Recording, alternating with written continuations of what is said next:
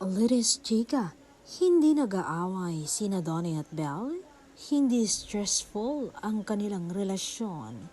Iyan ang inirebel ni Donnie Pangilinan na hindi madalas nag-aaway si Belle at Donnie. Sabi nga, best investment sa magjowa ay puro magaganda ang memories at hindi puro away. She's very supportive. Sa akin, alam namin kung ano ang nagpapasaya sa isa't isa. Give and take kami sa ad ni Donnie. Hindi talaga madrama at palaaway ang dalawa, so hindi stressful ang kanilang relasyon.